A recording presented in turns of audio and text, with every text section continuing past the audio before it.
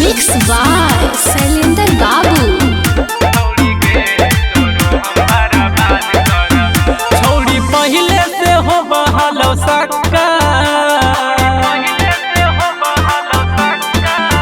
छौड़ी पहले से हो बहालो सक्का, हमर दिलवा के कइने दुफक्का के तोरो बर्बाद करबौ।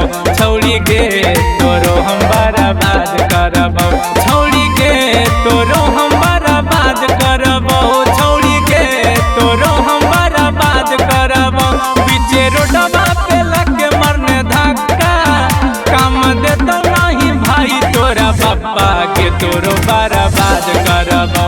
छौड़ी के तोरो हम बर्बाद करबौ। माँ प्रतिमा रिकॉर्डिंग स्टूडियो शेखपुरा।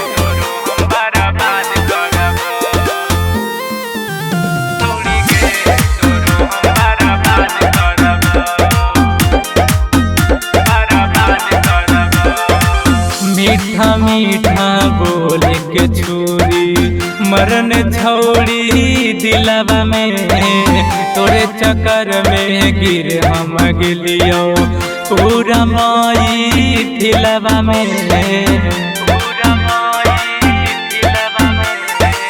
मीठा मीठा बोल के छुरी मरन छौड़ी दिलवा में, तोरे चक्कर में गिर हम गेलियो पूरा माई दिलवा में।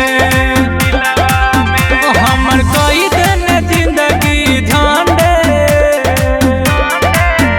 हमर कई दिन जिंदगी झांडे, हम तो तोड़ देबो तोरो घमंडे के तोरो बर्बाद करबो।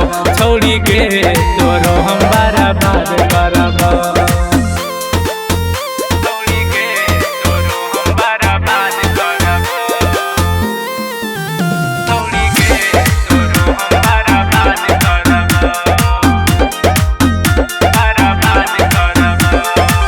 एकर कहला पड़ग छौड़ी एतना तूड़ोही, अरविंद राइटरवा के दिल तोड़िए के घूमोही।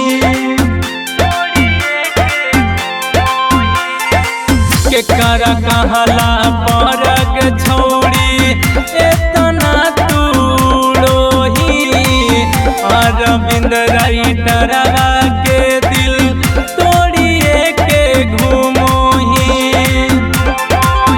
श्याम करहब तोरो छौड़ी पीछा,